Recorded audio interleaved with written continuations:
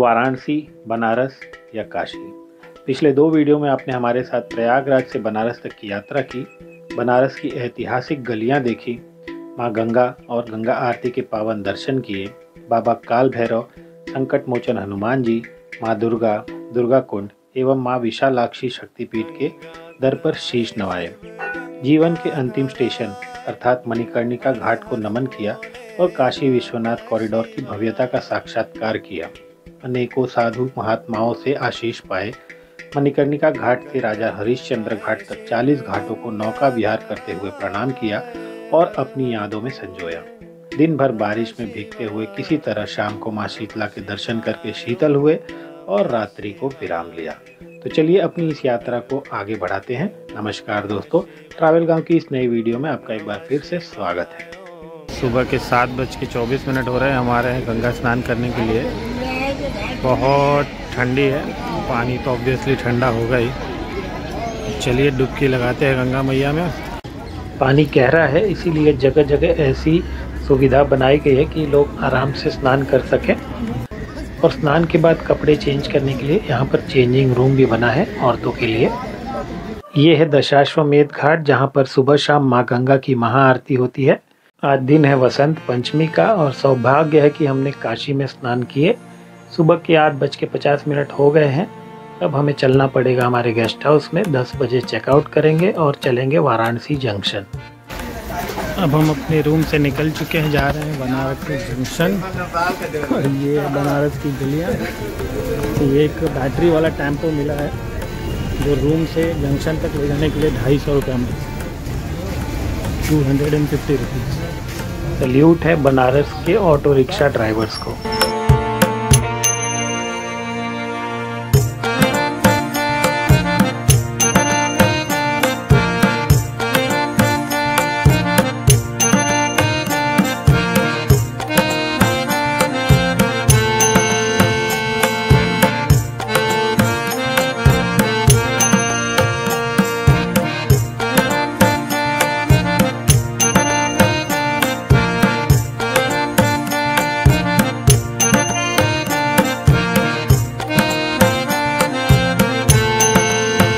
ये है वाराणसी जंक्शन।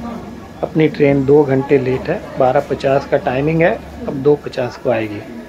ये बढ़िया सिस्टम है, पहली बार ऐसा देखा पीने के पानी का सिस्टम, जो बेसिन जैसा बना हुआ है और उसके अंदर नल लगे हुए हैं 4। क्योंकि ट्रेन 2 घंटे लेट है और 3 तो यहीं बच जाएंगे, तो हमें खाने के लिए कुछ तो बंदोबस्त करना पड़ेगा। मैं आया हूँ वाराणसी जंक्शन रेलवे स्टेशन के बाहर। यहाँ पर लिट्टी चोखा, ऑमलेट वगैरह, फल फ्रूट वगैरह मिल रहे हैं। तो सोच रहा हूँ कि थोड़ा सा एप्पल ले लूँ और कुछ और खाने के लिए मिल जाए तो ले लूँ। तो यहाँ से मैंने 1 किलो एप्पल ले लिया है और संतरे का जूस 2 गिलास ले लिया है। मगर इतने से पेट नहीं भरेगा, अब खाने के लिए कोई ऑप्शन ढूंढना पड़ेगा मुझे वेज में। नॉन वेज के लिए तो बहुत सारे ऑप्शन है यहाँ पर। पिज़्ज़ा वाली दीदी, ये मेरा वेज ग्रिल सैंडविच बन के तैयार हो रहा है। एक पिज़्ज़ा भी ऑर्डर किया है, वो भी बन रहा है।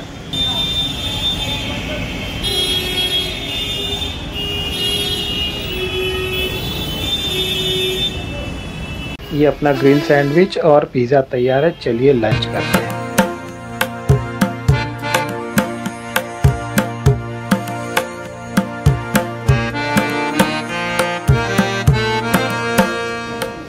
ये अपनी ट्रेन आ गई, अहमदाबाद गोरखपुर एक्सप्रेस, पूरे 2.25 घंटे लेट है।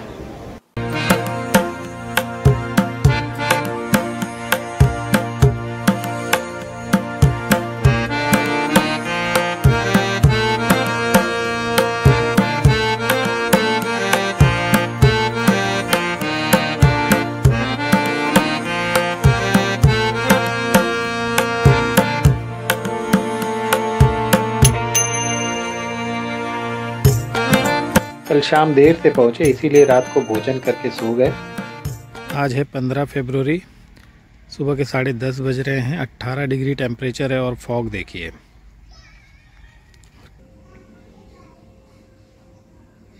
आज पूरे 2 दिन के बाद सूर्य देवता के दर्शन हो रहे हैं, वरना इतना फॉग था कि 2 दिन से सूर्य देवता दिखाई नहीं दिए। वो ईंट का भट्टा है जहाँ ईंट बनाई जाती है। ये है गांव आने का आनंद। ऐसी दृश्य तो शहर में शायद ही कहीं देखने को मिले। आज पूरे दिन यहीं पर रुके थे, कहीं जा नहीं पाए। कल सुबह में जाएंगे श्री बाबा दुग्धेश्वर धाम और महेंद्रनाथ।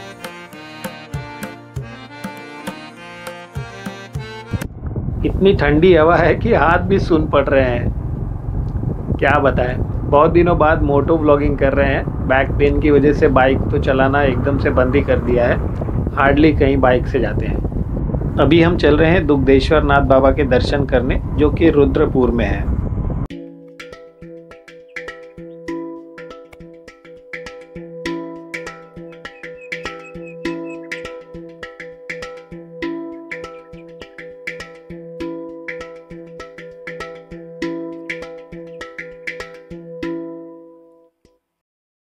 दुग्धेश्वर नाथ महादेव मंदिर।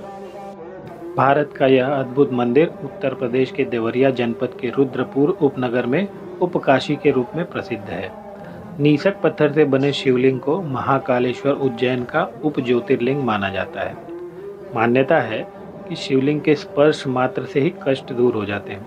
भक्तों को शिवलिंग को स्पर्श करने के लिए 14 सीढ़ियां नीचे उतरकर जाना पड़ता है। यह शिवलिंग सदैव भक्तों के दुग्ध और जल के चढ़ावे में डूबे रहते हैं।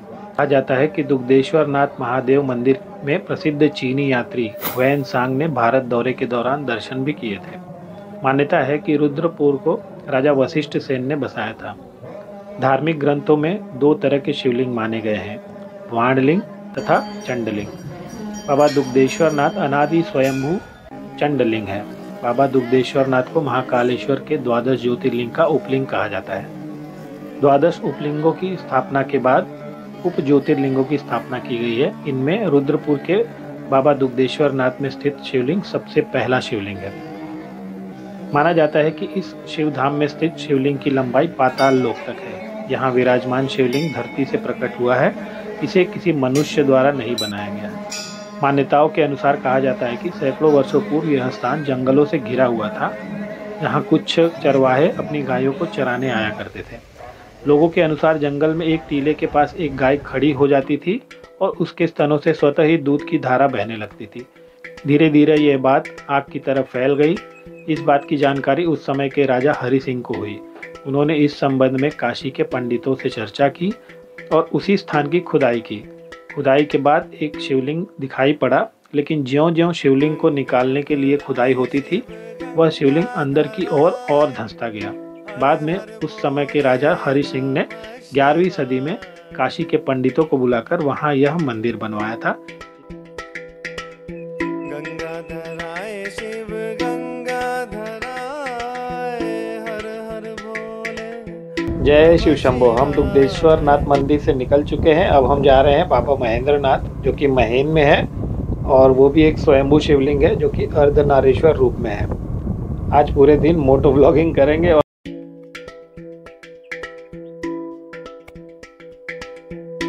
बाबा महेंद्रनाथ अर्धनारीश्वर है। बाबा महेंद्रनाथ शिवलिंग उत्तर प्रदेश के देवरिया जिले के महेन नामक गांव में स्थित बाबा महेंद्रनाथ सैकड़ों वर्षों से भक्तों की आस्था के केंद्र बने हुए हैं। मंदिर के गर्भगृह में स्थापित अद्भुत शिवलिंग भूमि के अंदर से निकला है। यह अर्धनारीश्वर के रूप में है। मान्यता है कि इसके दर्शन मात्र से लोगों की अकाल मृत्यु से मुक्ति मिल जाती है। श्रावण मास में कांवड़िए बरहज के सरयू तट से जल भरकर सर्वप्रथम बाबा महेंद्रनाथ का जलाभिषेक करते हैं। शिवरात्रि के पर्व पर यहाँ मेला लगता है। सैकड़ों वर्षों पूर्व यह क्षेत्र जंगल था। महेन गांव में ब्राह्मण कुल में जन्मे लक्ष्मी नारायण दास, जो पवारी महाराज के नाम से प्रसिद्ध थे, गांव के दक्षिण राप्ती में स्नान कर पीपल के वृक्ष के नीचे भगवान शिव की आराधना करते थे। पुजारी कुबेरनाथ भारती बताते हैं कि महाकाल भोले शंकर अर्धनारीश्वर स्वरूप में विराजमान होकर उन्हें उपदेश देते थे। उनकी पत्नी को पति का भोर से घर से निकलना और देर शाम वो घर वापस आना खटकने लगा। एक दिन वह उनकी साधना स्थली पर पहुंच गई। वहां भगवान शिव लक्ष्मी नारायण दास को उपदेश दे रहे थे। पत्नी की मौजूदगी से उपदेश में विघ्न पड़ गया और भगवान शिव वहीं जड़ हो गए और इसी जगह पर अर्धनारीश्वर के रूप में स्थापित हो गए।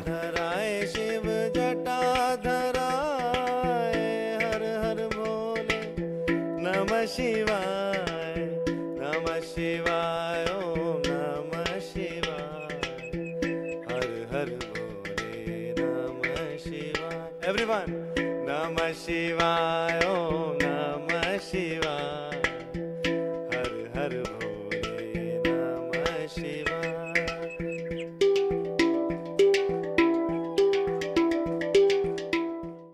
जय तरकुलहा माता। जहाँ पर मैं रुका हुआ हूँ वहाँ से हार्डली 2-3 किलोमीटर दूर ही माँ तरकुलहा का मंदिर है। तो अब वहाँ पर जा रहा हूँ दर्शन करने और उसके बाद वापस लौटकर मैं चलूँगा गोरखपुर और आज का दिन वहाँ रुकूँगा और हो सकेगा तो कल चलेंगे अयोध्या धाम। जिस तरह आते समय तत्काल में टिकट बुक नहीं कर पा रहा था, अभी जाते समय भी नहीं हो रहा है। 20 तारीख का एक वेटिंग टिकट निकाला है, अगर कंफर्म हुआ तो 20 तारीख को मुंबई रिटर्न। ये हम पहुंच गए तरकुलहा माता मंदिर के मुख्य द्वार पर। जय तरकुलहा माता। बड़का फोटो आवेला है जे 4-5 पैकेट भूजल है कोके दिया है। प्रसाद की दुकान वाले भाई साहब हमें ऑफ़र बता रहे थे कि अगर 4-5 पैकेट आप कुरमुरा लेते हो तो आपको एक बड़ा फ़ोटो फ्री मिलता है। हमने ये 50 रुपये की टोपली ले ली है जिसमें एक नारियल है और कुछ प्रसाद है, और जाते समय दोबारा से हम वहाँ से कुछ और प्रसाद ले लेंगे बांटने के लिए। तरकुलहा माता में पिछली बार जब आया था गोरखपुर तब भी आया था और उसका वीडियो मैंने डिटेल्ड वीडियो डाला हुआ है। अगर आपने नहीं देखा तो ज़रूर देखिए। बहुत ही इंटरेस्टिंग स्टोरी है इस मंदिर की, और ये कोई मतलब मिथ नहीं है, अंग्रेज़ों के ज़माने की स्टोरी है। तो पिछला वीडियो ज़रूर देखिए। इस मंदिर में साक्षात माता के प्रकट होने का प्रमाण मौजूद है। अगर आप चाहें तो मेरे वीडियो को देख सकते हैं, अगर आप चाहें तो गूगल करके भी पढ़ सकते हैं। अगर आप गोरखपुर या देवरिया आते हैं तो एक बार यहाँ पर माता जी को अवश्य भेंट दें। पिछली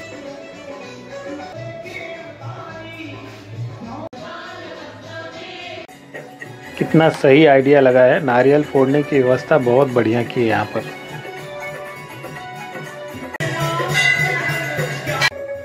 जब भी मैं देवरिया आता हूँ तो मेरी कोशिश रहती है कि एक बार यहाँ पर दर्शन अवश्य करूँ। एक यहाँ पर बहुत ही सकारात्मक ऊर्जा है, अगर आप आएंगे तो आपको भी आभास होगा। जय शिव शंभो, हर हर महादेव। हम अब देवरिया से गोरखपुर की ओर बढ़ चले हैं और गोरखपुर जाने के बाद देखते हैं कैसे क्या बंदोबस्त होता है। अगर पॉसिबल हुआ तो आज शाम को ही अयोध्या धाम के लिए निकल जाएंगे, वरना कल मॉर्निंग में निकल जाएंगे। 20 फरवरी का एक स्पेशल ट्रेन का वेटिंग लिस्ट का टिकट निकला हुआ है। अगर वो कंफर्म हो जाता है तो उसी से हम मुंबई के लिए लौट चलेंगे, अगर नहीं तो फिर देखते हैं, 1-2 दिन और रुकना पड़ेगा गोरखपुर में जब तक तत्काल टिकट कंफर्म नहीं मिल जाता।